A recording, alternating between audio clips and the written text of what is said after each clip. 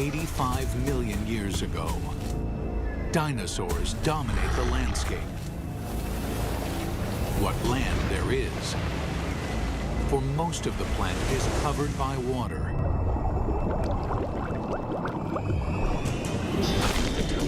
These vast oceans are a cauldron of violence, a world much more dangerous than the land above. This is the brutal world where an ultimate predator is born and bred. This mosasaur was the most dangerous creature in the most dangerous ocean ever. It's 45 feet long. It's the size of a Greyhound bus.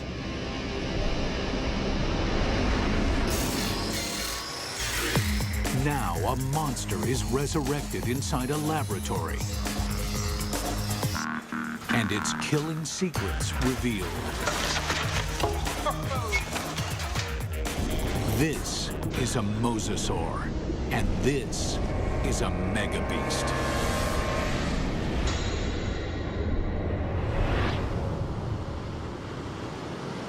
This is mosasaur country. At least it was.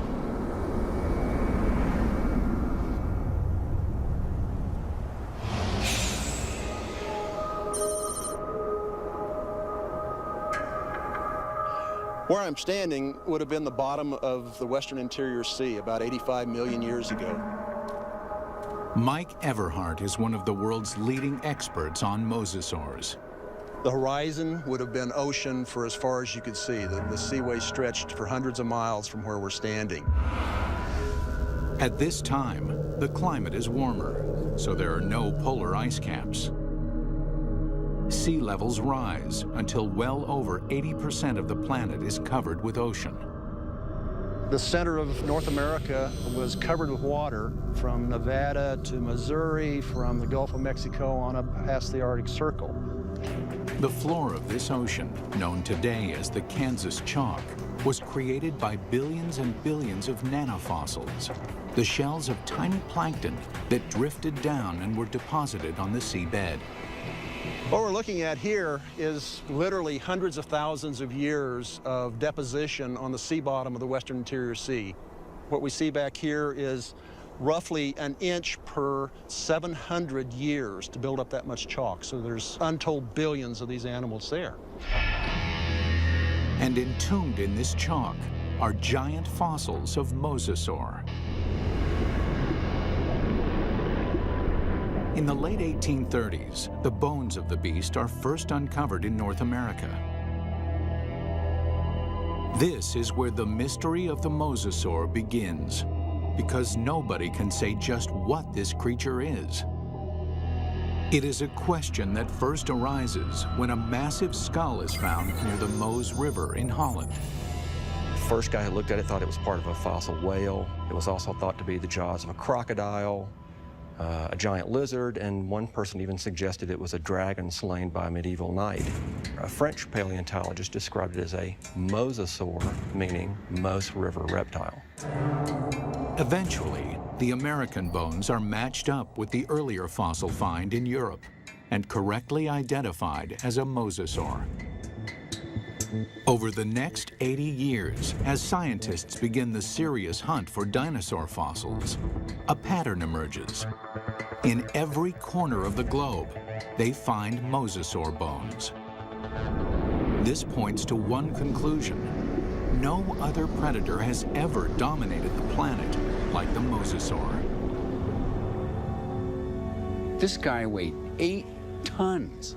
It could easily swallow a full-grown human male whole, just like a tater tot. Scientists investigating mosasaurs realized that nothing on Earth could have stopped them. It took a cosmic catastrophe to end their reign.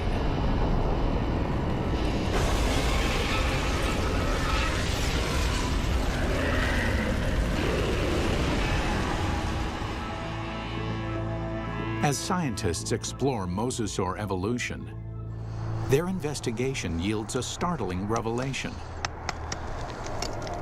The ocean's top predator came from the land. These sea monsters began their journey as tiny lizards at the mercy of giant dinosaurs. How they became colossal mosasaurs remains a mystery, until 1989, when a fossil hunter named Van Turner finds a very unusual skeleton. Turner takes the fossil to Mike Polson, a paleontologist at Southern Methodist University.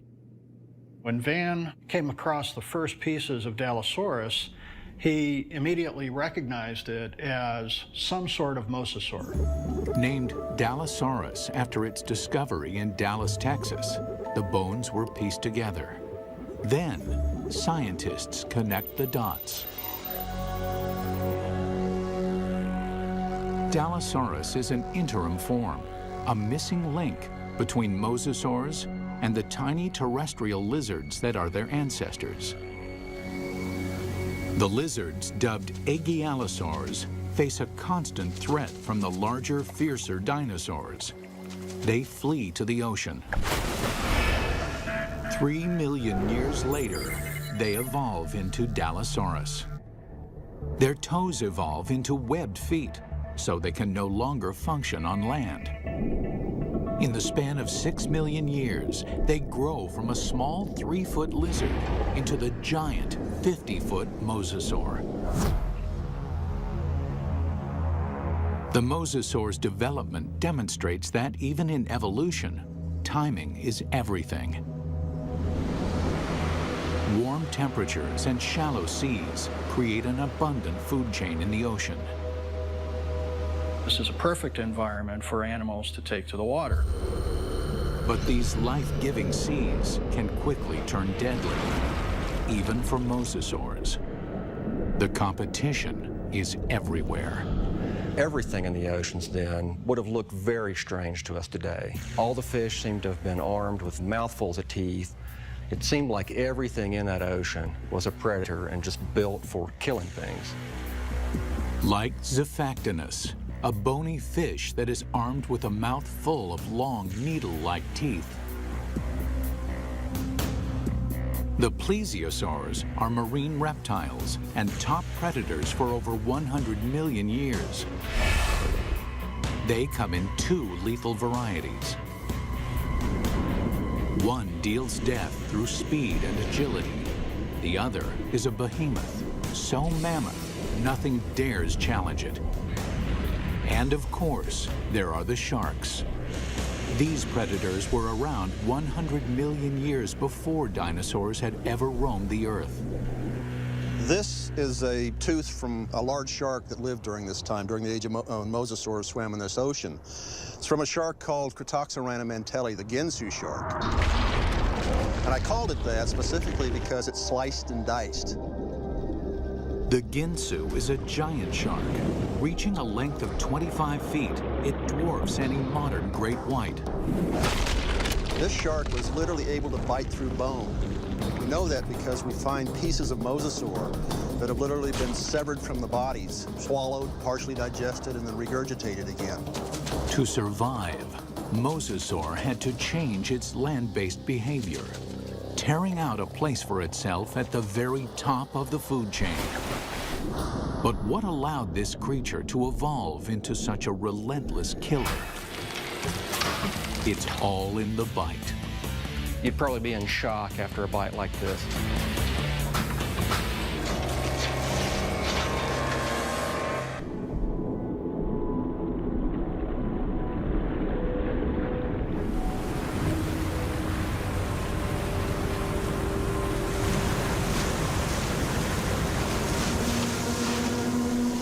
Taking her up.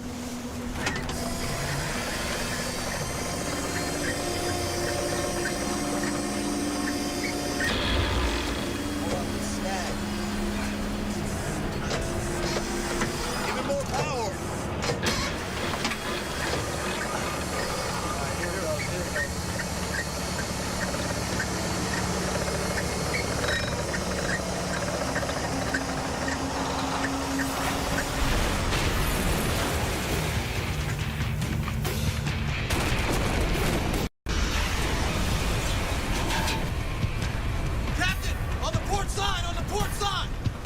coming back.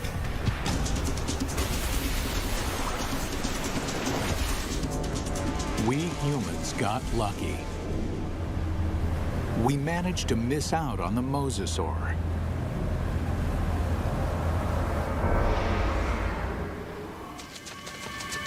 "95 million years ago, it is just a small lizard forced to flee into the ocean.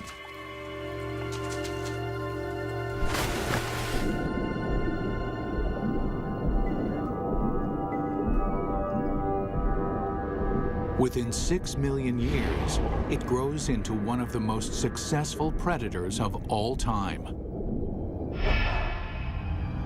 But what made the Mosasaur such a monster killer? Millions of years of evolution created a perfect formula for the perfect killer. This is how you make an apex predator. First and foremost, breathing. Like whales, mosasaurs can spend long hours submerged in the sea, but they still have to come up for air. And then there's food. Fish are nutritious, but they're fast and slippery. To catch them, mosasaurs must develop the skills of an efficient hunter.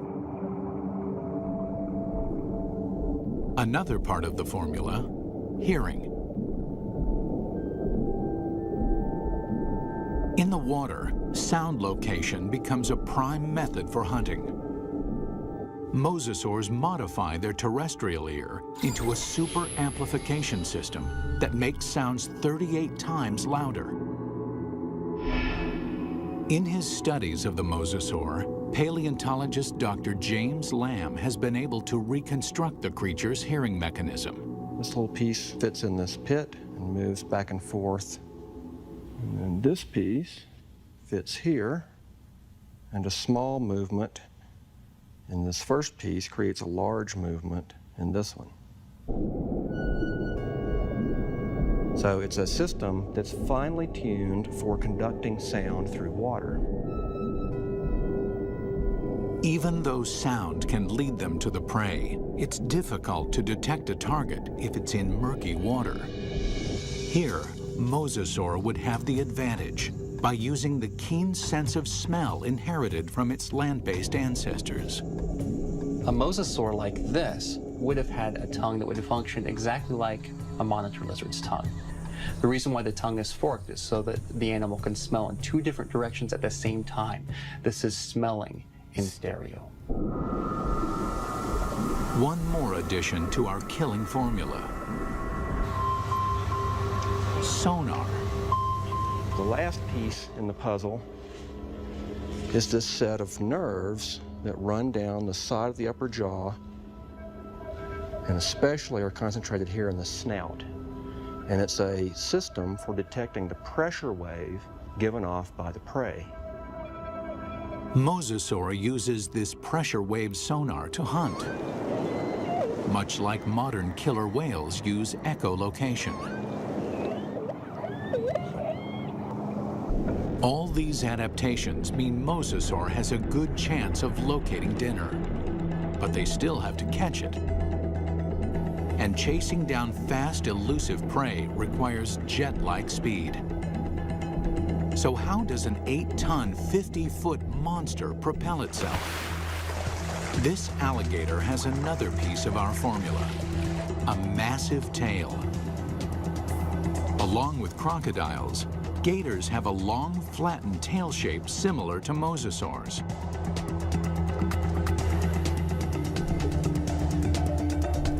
They use the whip-like action of their tails to move quickly through the water.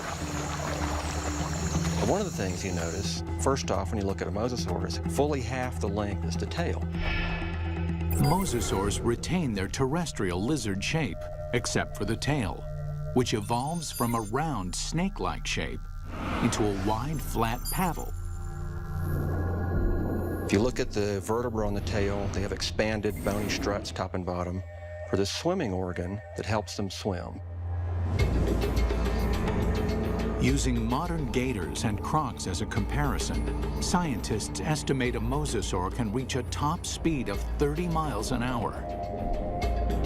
Its whip-like tail is good for quick acceleration, but not sustained high-speed chases. Fish are built to swim fast and far. Mosasaurs won't win a marathon, so they have to strike quickly.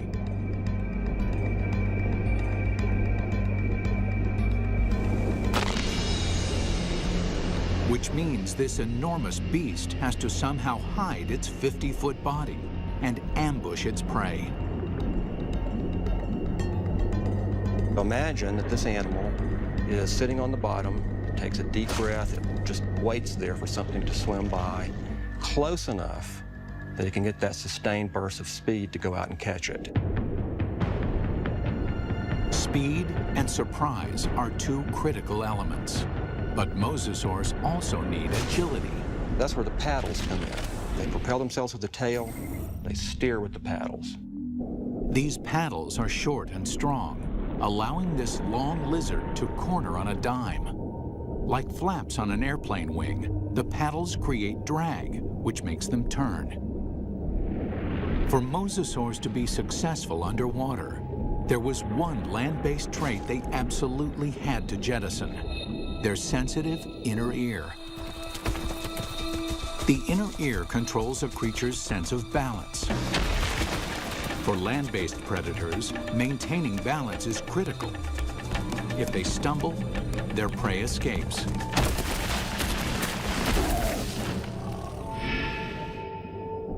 But in water, animals move in every direction, like a gyroscope. An animal with a sensitive inner ear can quickly become dizzy and disoriented. Over the millennia, the mosasaur's inner ear begins to dial down the sensitivity, allowing them to quickly twist and spin with no sickening side effects. These evolutionary refinements created a megabeast. The mosasaur can locate, chase, and catch its prey. But catching is not enough. The mosasaur has to eat. And the way that it eats is something that almost defies imagination. It's a prehistoric creature so vicious, it makes sharks seem cuddly. With jaws like steel, it's large enough to swallow a human in one bite. This underwater T-Rex is bred only to hunt and to kill. And across the oceans of planet Earth, this megabeast rules.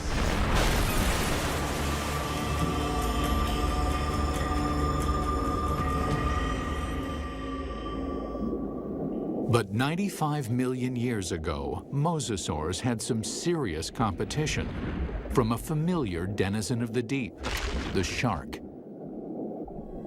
Prehistoric sharks, like their modern cousins, are vicious and durable, traveling vast distances, ripping apart any creature that gets in their way. Sharks had been around for over 250 million years when mosasaurs evolved onto the scene. At that time, the largest, fiercest shark in the water was the giant Ginsu shark. The Ginsu would have, of course, looked very much like a modern great white, a very big, heavy-bodied shark.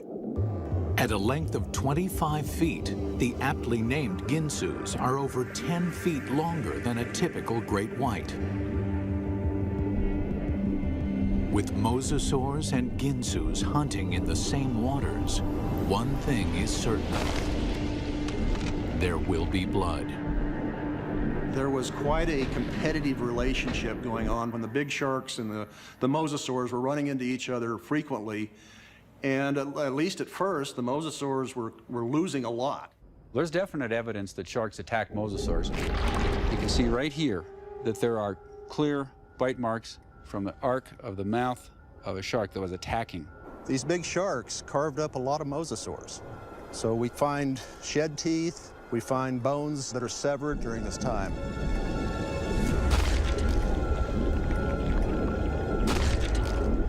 While an adult mosasaur can hold its own against a Ginsu, there are other mosasaurs Mosasaur couldn't do any of that. So what they've done is to basically make a toothed conveyor belt to help sort of tractor the prey down its throat.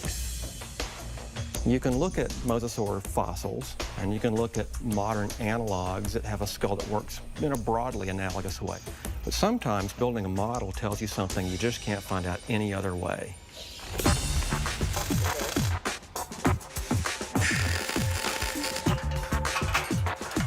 Dr. Lamb works with Real Effects in North Hollywood, California to build a life-size mosasaur skull, complete with a set of death-dealing jaws.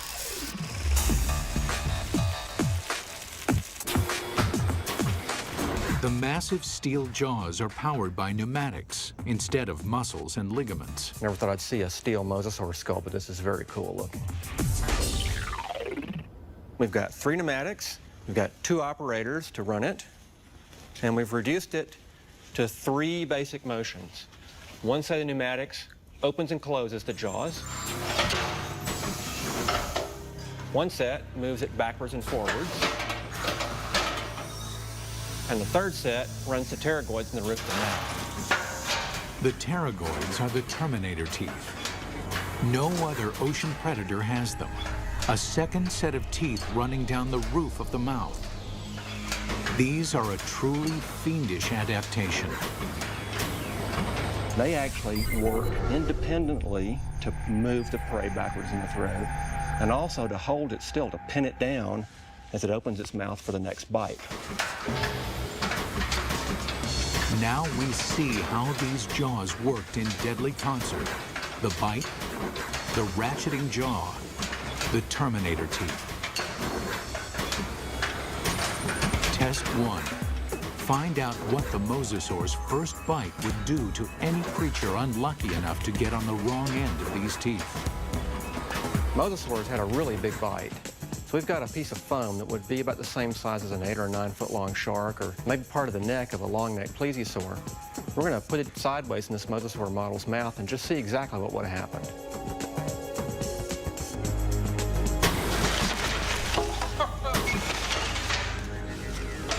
Well, that's going to leave a mark, isn't it? That's a broken neck. I'm pretty convinced that this thing would have probably killed something with the first bite. First time it bit down and ratcheted back like that, the thing's neck is broken. Test 2. Measure the capacity of its bite. Very simply, when our metal mosasaur chomps, how much ersatz meat goes into its mouth? We've got this piece of foam with 4-inch squares painted on it. We're going to feed it to this mosasaur and see how much with each bite this thing would have dragged its prey down its throat.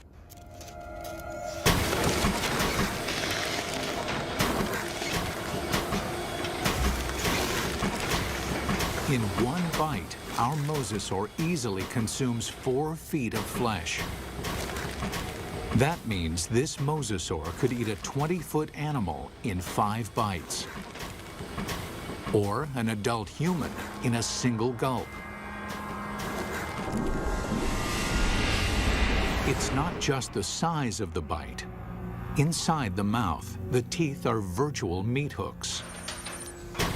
Dr. Lamb demonstrates with a hunk of ballistics gel, which is similar in consistency to human flesh.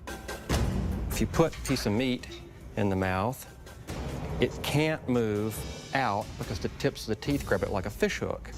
So we're just going to see if we can put this up here on these teeth.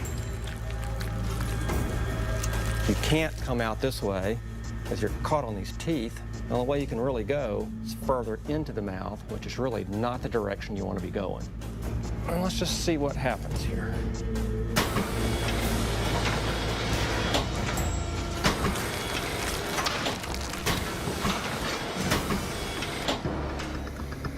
Well, I don't think there's any doubt that you wouldn't want to be a swimmer in a late Cretaceous ocean. You can actually see tooth marks where it just cut right through about 10 pounds of flesh like it was just butter. That would be nasty. The only good thing about this is that you'd probably be in shock after a bite like this. Maybe you wouldn't feel the rest of it. Final test. How the jaws perform eating simulated live prey. The first fish is immediately trapped on the barb-like teeth. And the rest? Well, straight down the old mosasaur hatch.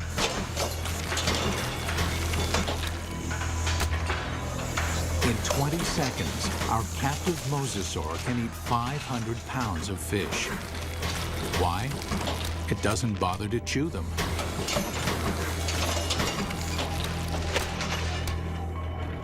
There's a rapidly vanishing cloud of red and a few scales, and that's all that's left of it. For dessert, they test an item that mosasaur never had the opportunity to eat.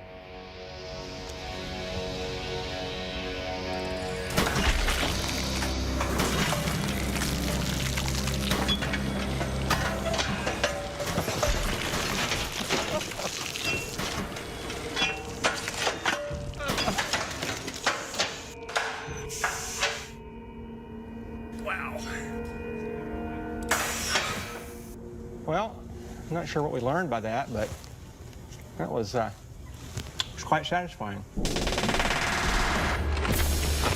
It's abundantly clear why mosasaur is the ultimate success story of evolution, growing from a 3-foot lizard into an alpha predator.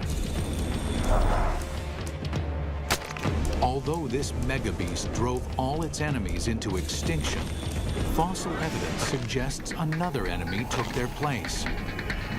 And this enemy is something the mosasaur has never seen before.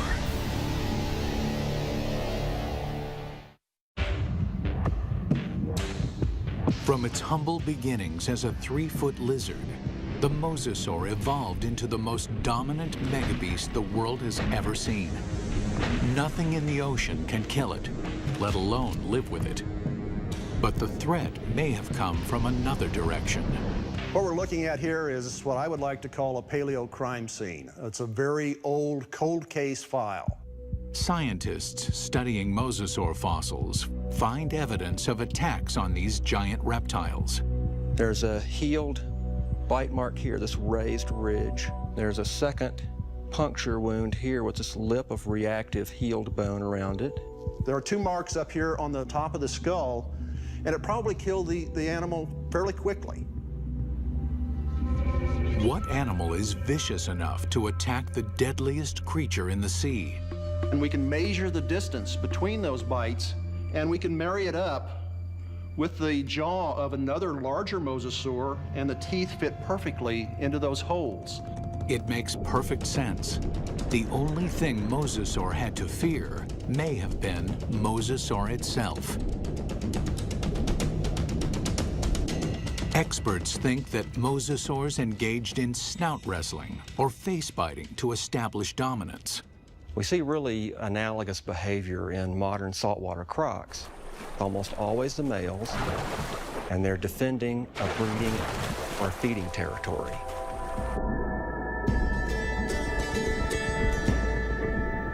A mosasaur battle unfolds like a bizarre undersea ballet.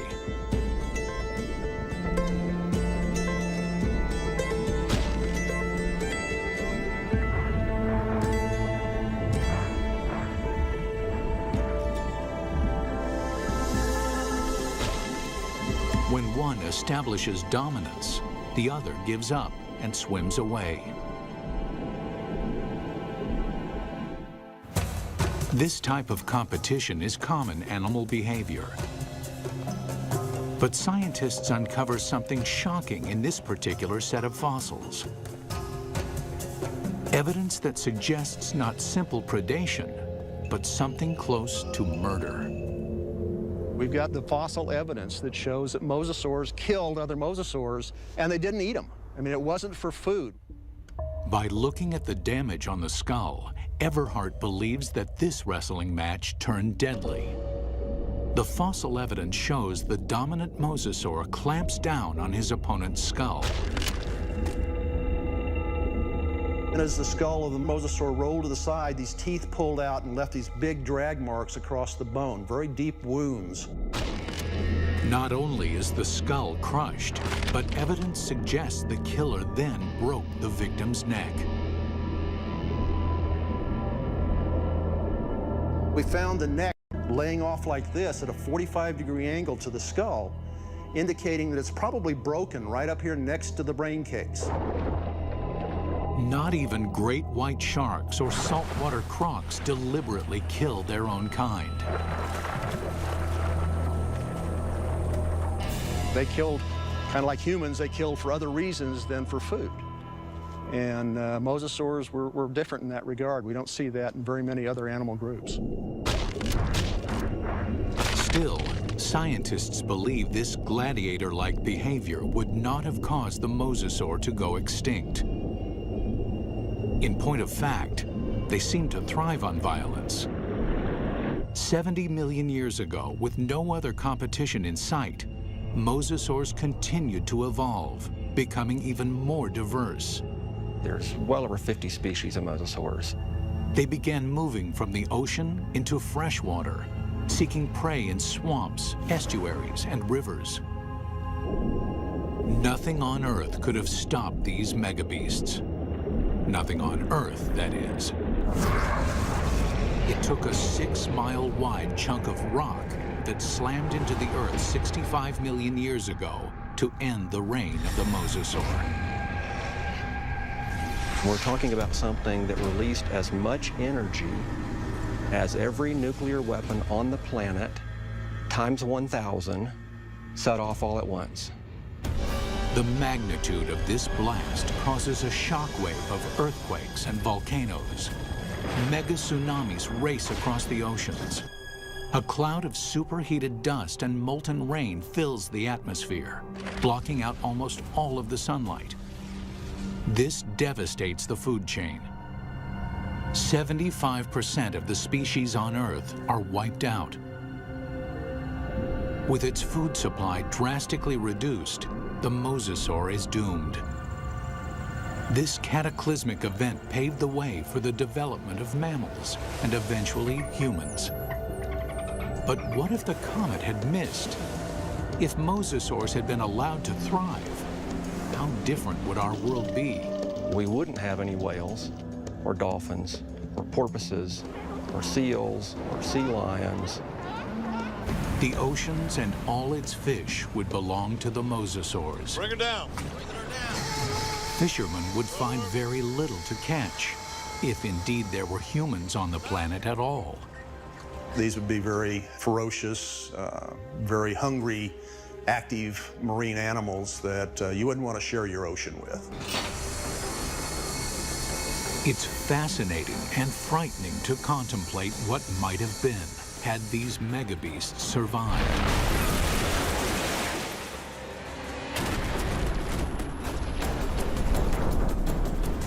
The oceans of the world patrolled by these giant killing machines, 50 feet long, with jaws the size of T-Rex.